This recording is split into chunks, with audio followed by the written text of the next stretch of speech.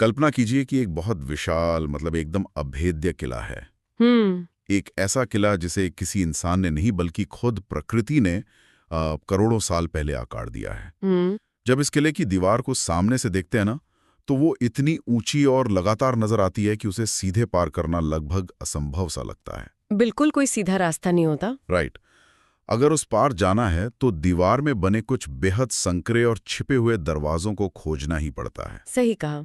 और भूगोल की दुनिया में उस विशाल दीवार को हम पर्वत श्रृंखला कहते हैं और उन खास दरवाजों को दर्रे या पासेस कहा जाता है। बिल्कुल। भारत का दक्षिणी प्रायद्वीप कुछ ऐसे ही प्राकृतिक किलों और मतलब भौगोलिक रहस्यों से भरा हुआ है। जी, और आज हम इसी पर बात करने वाले हैं। हाँ, आज की हमारी इस गहन चर्चा का बिल्कुल यही विषय है।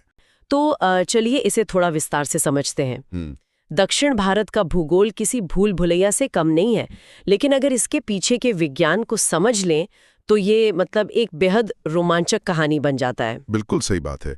और मेरा हमेशा से ये मानना रहा है कि तथ्यों को बिना सोचे समझे रटने से कहीं ज्यादा जरूरी है उनके पीछे के प्राकृतिक कारणों को समझना। राइट। जब कोई ये समझ लेता है कि कोई पहाड़ विशेष रूप से वहां क्यों खड़ा है या उसका आकार वैसा क्यों है, या कोई नदी उसे कैसे काट रही है, जी, तब वे तथ्य दिमाग में स्थायी रूप से बैठ जाते हैं।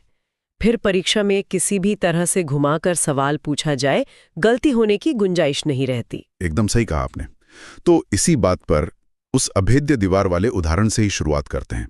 पश्चिमी घाट। हाँ, भारत के पश्चिमी तट की रक्षा करने वाली वो विशाल दीवार जिसे हम पश्चिमी घाट या सह्याद्री भी कहते हैं। अगर हम इसके विस्तार को देखें तो ये उत्तर में गुजरात की ताप्ती नदी की घाटी से शुरू होकर सीधे दक्षिण में कन्याकुमारी तक चली जाती है। और ये छोटी मोटी दीवार नहीं है। बिल्कुल नहीं। ये पूरे 6 राज्यों की सीमाओं को छूती है।